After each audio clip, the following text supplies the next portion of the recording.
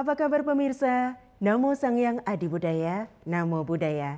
Ya pemirsa, tentu bahagia sekali kebersamaan kita di kesempatan kali ini kita berjumpa dalam Pijar Buddha yang disiarkan dari Studio 2 TVRI Yogyakarta dan saya Dina Fabrina. Nah pemirsa, tentunya saat ini sudah hadir narasumber kami, beliau Pandita Wiryananda Sugianto. Kita sapa, Namo Sangyang Adi Budaya, Namo Buddhaya. Namo Buddhaya. Iya, baik. Romo Sugi, untuk kebersamaan kita kali ini kita akan juga sharing nih pada pemirsa TVRI terkait mengembangkan perhatian. Nah, mengapa mengembangkan perhatian ini penting ya dalam ajaran Buddha, dan perhatian tentang apa sih ini Romo? Silakan. Ya, baik.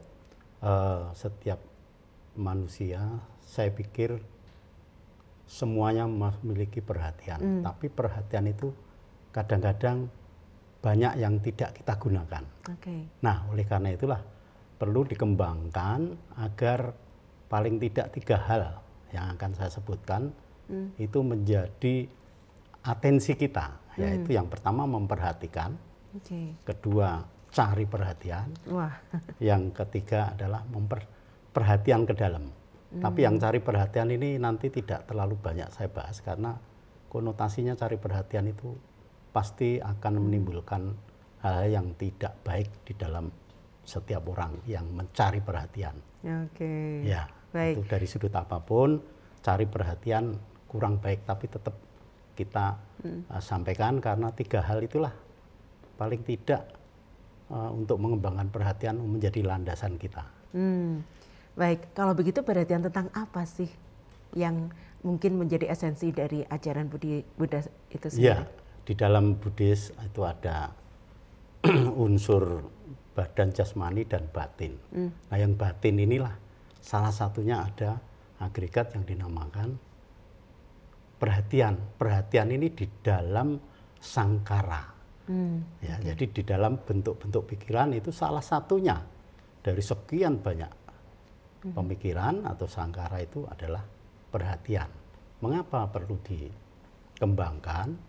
Tadi sudah saya jelaskan bahwa perhatian ini menuntun kita. Setiap saat kalau kita lolos dari perhatian, kadang-kadang itu membahayakan kita. Yang pertama tadi memperhatikan. Ya. Memperhatikan itu bisa saja memperhatikan keluar. Ya, dalam hal ini memperhatikan keluar itu di luar kita, di luar tubuh kita. Saya sedang duduk begini, memperhatikan sesuatu.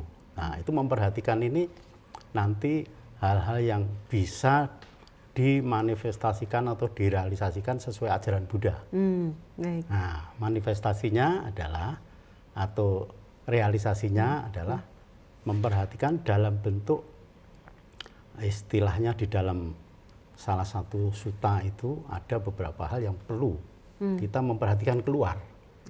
Pertama, katakanlah memperhatikan dalam bentuk membantu orang tua atau ayah dan ibu. Nah, membantu orang tua atau ayah dan ibu itu kita ambil contoh kalau kita sudah dewasa, sudah berkeluarga, tetap saja kita harus membantu ayah maupun ibu. Membantu apa? Apa yang diperlukan? Karena ini wujud dari bakti kita atau balas budi kita. Nah, itu hal itu kalau kita senantiasa memperhatikan dengan cara membantu ayah dan ibu, ya membantu dalam keperluan apa yang mungkin hari-hari bisa kita bantu. Meskipun katakanlah seorang anak ini sudah berkeluarga sendiri. Nah, itu merupakan berkah kalau kita bisa membantu ayah dan ibu. Yang kedua juga menunjang istri dan anak. Ya, menunjang istri dan anak itu juga kebalikannya juga bisa saja. Seandainya istri ini yang dominan mencari nafkah, berarti menunjang anak dan ayahnya. Seandainya ayah ini tidak terlalu banyak menunjang dalam perekonomian. Nah, ini juga merupakan berkah. Nah, kemudian yang ketiga adalah menyokong sanak saudara. Ya, sanak saudara juga jangan lupa. Nah, ini memperhatikan yang pertama ini tadi adalah keluar semua, tapi keluar dalam lingkup yang paling dekat dengan kita. termasuk relationship berdana, begitu ya? relationship-nya kita, termasuk berdana dan perbuatan-perbuatan memperhatikan lain, umpamanya memperhatikan makhluk supaya bagaimana dia tetap bahagia, atau membantu seandainya dia butuh bantuan. Itu dalam rangka memperhatikan tapi yang keluar. Nah, ini yang pertama. Nah, yang kedua, cari perhatian. Nah, ini tidak dianjurkan oleh Buddha. Ya, cari perhatian itu sekecil apapun cari perhatian, itu meskipun kita sedang berbuat baik, tetapi ada unsur cari perhatian supaya diperhatikan, oh saya sedang berbuat baik, biar orang lain melihat, biar kelihatan di mata umum, apalagi istilahnya zaman sekarang diviralkan dan seterusnya. Nah, dibikin macam-macam. Nah, itu dia yang sebenarnya tidak dianjurkan. Meskipun kita sedang berbuat baik, kalau kita mencari perhatian, pasti nanti ada bahayanya. Yang ketiga tadi adalah perhatian ke dalam. Nah, ini yang paling penting. Ke dalam diri kita. Baik, nanti akan dibahas satu persatu dan bagaimana juga agar perhatian ini memang bisa bermanfaat untuk diri sendiri dan orang lain, begitu ya Pak Suki ya. Dan pemirsa, kami akan kembali setelah yang berikut ini.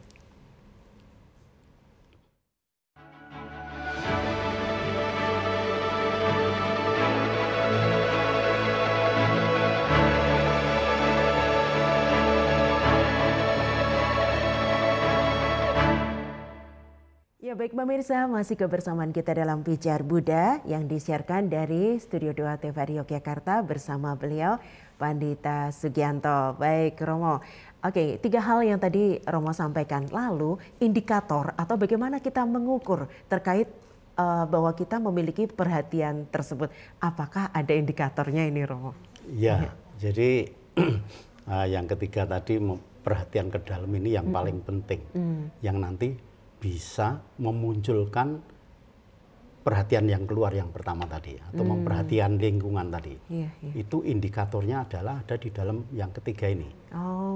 Perhatian yang menjadi fondasi, begitu yang menjadi fondasi, sehingga karena karakteristik dari pada saat kita memperhatikan itu atau perhatian ke dalam itu ada 3 hal. Yaitu karakteristiknya pemikiran, terus yang kedua adalah yang ketiga adalah karakteristiknya adalah pemikiran, menimbang, yang ketiga adalah memperhatikan. Jadi setiap orang kalau sedang berpikir-pikir, menimbang-nimbang maupun memperhatikan sesuatu, karena itu karakteristik yang paling baik, sehingga nanti kita bisa ketemu apa yang harus diperhatikan. Nah, itulah yang harus dilatih. Latihannya ini adalah ke dalam diri. Sehingga nanti ada muncul perhatian yang keluar yang memang perlu diperhatikan. Tidak semua yang di luar harus kita perhatikan. Ya, bahkan sama anak aja juga, atau sama istri aja tidak semuanya harus kita perhatikan sampai detail. Nanti kapan kita mikir sendiri?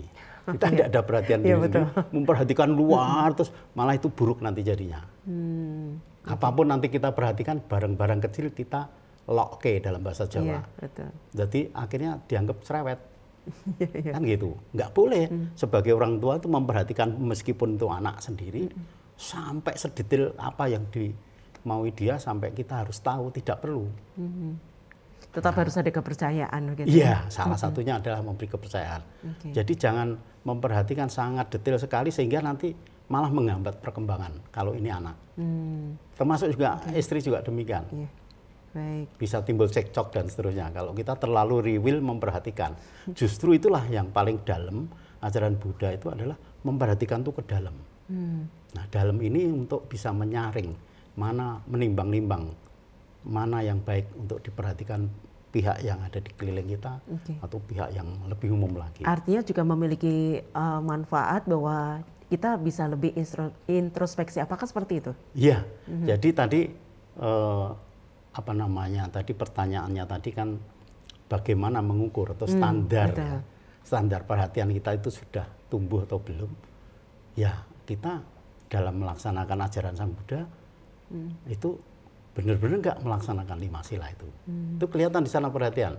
Kalau pikiran kita atau ucapan kita masih suka bohong, masih suka omong kasar, masih suka memfitnah, masih suka omong kosong. Nah, itu adalah ukuran.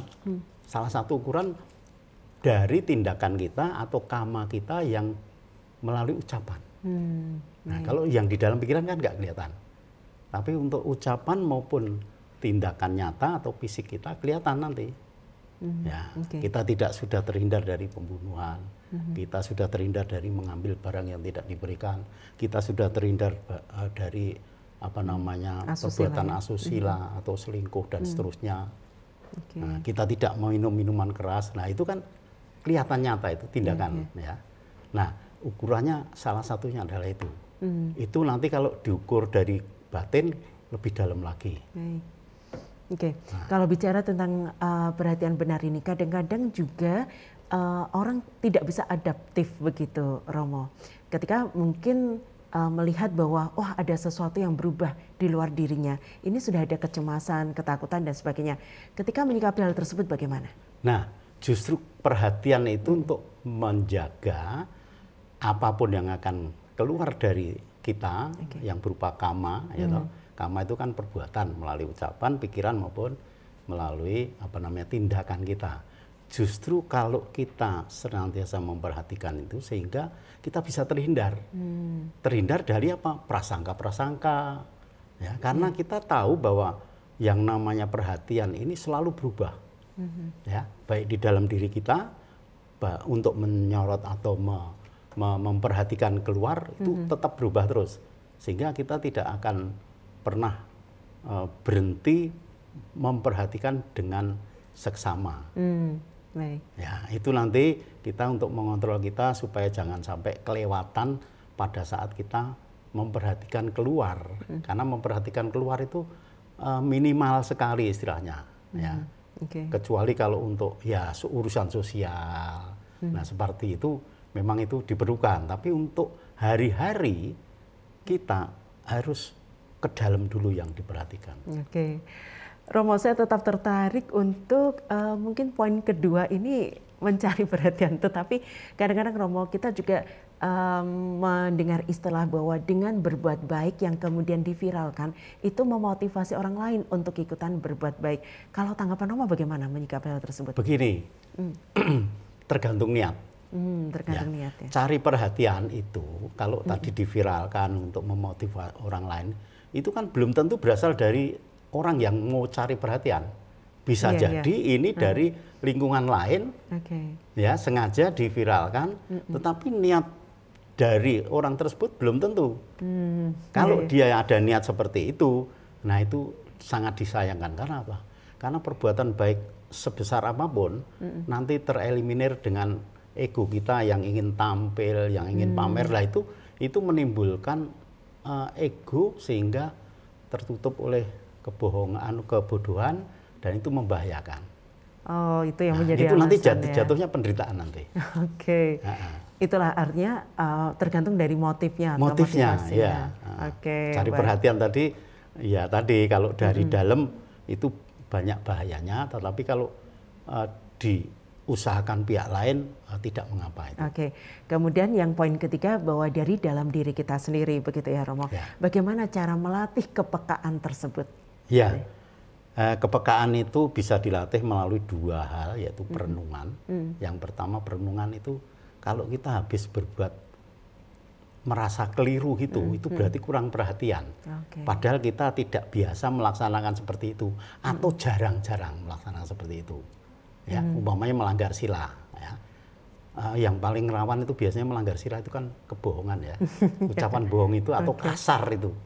Ucapan kasar itu juga sudah semacam bagian dari pelanggaran sila. Itu kotoran batin nanti keluar. Nah, ucapan kasar itu bisa keluar pada saat kita beramai-ramai, bergerombol, berkumpul, itu bahaya. Itu gampang keluar. Ya. Nah, inilah jadi kita direnungkan. Begitu kita sudah mengetahui atau menyadari, oh iya tadi kayak kurang perhatian. Karena segala macam ucapan itu kalau sudah los kan nggak bisa tarik. Ya kan? Ya, paling-paling kita, oh mohon maaf saya tadi keliru. Paling itu, tapi di dalam Buddhis itu karma melalui ucapan sudah terjadi. Nah, oleh karena itu yang pertama adalah perenungan. Perenungan Dalam hal apa? Pada saat kita duduk diam, ya entah di di rumah atau di perjalanan, dalam naik kendaraan apapun. Pada saat kita tidak ada kegiatan apa-apa, coba renungkan itu. Ada waktu, ada time waktu. untuk itu ya. Setiap hari itu ada saja. Baik Romo, lalu bagaimana upaya dari umat Buddha sendiri atau mungkin juga pemirsa TVRI ketika sedang masalah dengan upaya pengembangan perhatian tersebut berusaha untuk mengatasi masalah. Tapi nanti ya Romo, kita akan kembali setelah yang berikut ini.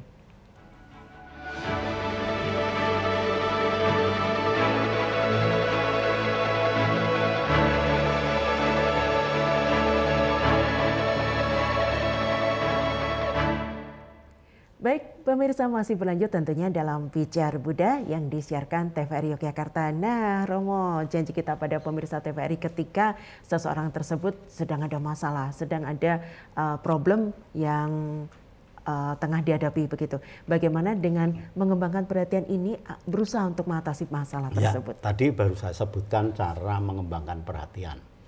Tapi barusan melalui perenungan ya pada saat kita diam. Yang kedua sebenarnya melalui meditasi. Ya, meditasi yang disarankan untuk memperkuat perhatian ya pertama-tama yang paling mudah kita lakukan ya meditasi Anapanasati. Ya, itu yang pertama. Kalau itu bisa diatur atau dilaksanakan secara terteratur, nanti mengasah perhatian kita. Sehingga kalau kita menghadapi masalah, masalah itu bisa berbagai macam masalah. Setiap orang memiliki masalah hampir tidak terbatas. Ya. Betul. Apa saja bisa jadikan masalah. Memperhatikan terlalu dalam pada pihak lain aja sudah bisa jadi masalah. Nah, oleh karena itu kita harus bisa menyeleksi. Kalau timbul dalam masalah menghadapi situasi sedemikian rupa, kita harus tahu persis dengan memperhatikan ini masalah yang paling bisa didahulukan, diselesaikan yang mana. Karena menyelesaikan masalah itu ada beberapa cara ya. Yang pertama kita hadapi langsung masalah itu. Yang kedua kita hindari. Yang ketiga kita diamkan. Masalah akan berlalu. Ya. Mana yang paling tepat? Yang mana yang paling tepat? Itu butuh perhatian. Ya. Apapun masalahnya, baik itu berat maupun ringan. Ya. Tapi ada tiga, paling tidak tiga tadi. Ya. Harus pertama, bisa mengklasifikasikan ya. Kita klarifikasi, kita, ya pertama tadi klasifikasikan dulu. Mana dulu yang harus diselesaikan.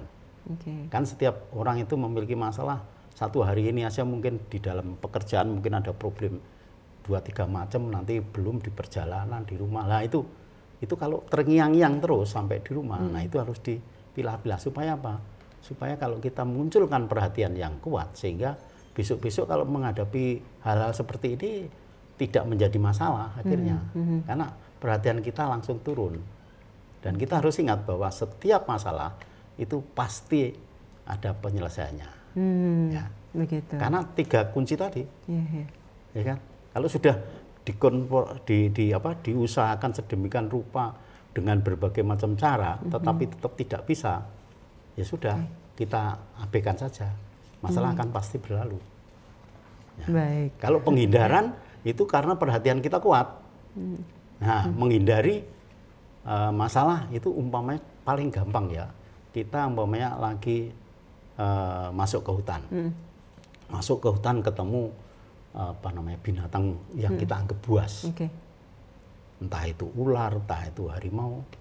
Apa yang harus kita perhatikan, yang harus kita lakukan? Dengan perhatian yang kuat, kita nggak mungkin akan bisa melawan itu. Nah, itu harus menghindar. Nah, ini nih yang menghindar tadi. Itu pun masalah juga demikian. Ini yang istilahnya gampang kita contohkan ya tadi ya. Wah, di sana ada binatang buas ini. Wah, di sana ada ular. Masuk kita masuk mau terus melewati jalan itu kan tidak. Pasti menghindar. Nah, ini masalah.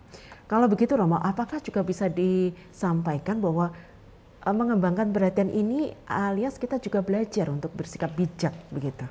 Justru yang tadi saya katakan di jalan yang ketiga, yang kedua tadi melalui meditasi Anapanasati tadi, itu nanti kita akan tumbuh kebijaksanaan. Sehingga perhatian dan kebijaksanaan itu bisa seiring sejalan, itu bagus sekali. Apa yang saya sebutkan tadi di depan bahwa pemikiran seseorang, memikirkan sesuatu, terus menimbang-nimbang, ya, terus memperhatikan, itu bentuk dari 3 serangkai yang sangat cepat sekali yang ada di dalam pikiran kita. Sehingga kalau itu bisa dikembangkan, itu kebijaksanaannya akan muncul secara otomatis. Karena pikiran kita yang kita perhatikan. Mungkin pemirsa TVRI juga bertanya-tanya nih Romo, karena sekarang kan segala sesuatu itu berkembang begitu cepat, begitu pesat begitu. Apakah punya waktu nih untuk menimbang-nimbang terlebih dahulu? Bagaimana? Itulah kalau kita sudah terlatih, perhatian itu sudah terlatih, yang tadi 3 unsur tadi menimbang-nimbang itu sudah diasah. Otomatis kalau kita menghadapi situasi yang serba cepat harus memutuskan, itu nanti otomatis akan muncul. Karena kita sudah terlatih seperti kebiasaan, menjadi habit yang baik. Ya. Oke, baik Romo, waktu kita juga terbatas. Mungkin sebagai closing statement-nya terkait mengembangkan perhatian, silakan. Iya, mengembangkan perhatian ini adalah suatu kebutuhan setiap manusia. Karena di dalam kita mengembangkan perhatian, kalau makin hari makin baik, itu akan membuat perjalanan hidup kita itu akan lebih smooth, ya, akan lebih nikmat, dan otomatis bukan penderitaan yang hadir, tetapi adalah kebahagiaan. Tidak ada penderitaan itu di dalam Buddhisme, itu sudah merupakan kebahagiaan. Kalau kita setiap hari bisa tidak berbenturan dengan masalah, terutama yang dari luar, ya, itu nanti akan membahagiakan kita. Jadi hidup kita tidak menderita. Itulah perlunya perhatian yang harus dikembangkan oleh setiap manusia. Kalau tanpa perhatian, ya sudah sebaliknya. Kita apa-apa bekerja juga serampangan, nggak ada perhatian, nabrak ke sana, nabrak ke sini, dimusuhin sana, dimusuhin sini, karena kita tidak selalu menjaga ucapan, perbuatan maupun pikiran kita tadi melalui perhatian. Dan ini akan membuat hidup jadi tidak nyaman. Tidak nyaman. Oke, ya baik, terima kasih Romo Sugianto. Semoga juga menginspirasi untuk kebersamaan kita. Namo Buddhaya. Namo Buddhaya. Ya baik pemirsa, sampai di sini ya untuk kebersamaan kita dalam Pijar Buddha yang disiarkan dari Studio 2 TVRI Yogyakarta. Saya Dina Fabrina beserta seluruh kerabat kerja yang bertugas mengucapkan terima kasih untuk kebersamaan Anda. TVRI Yogyakarta memang istimewa. Namo Sang Hyang Adi Budaya. Namo Buddhaya. Ya,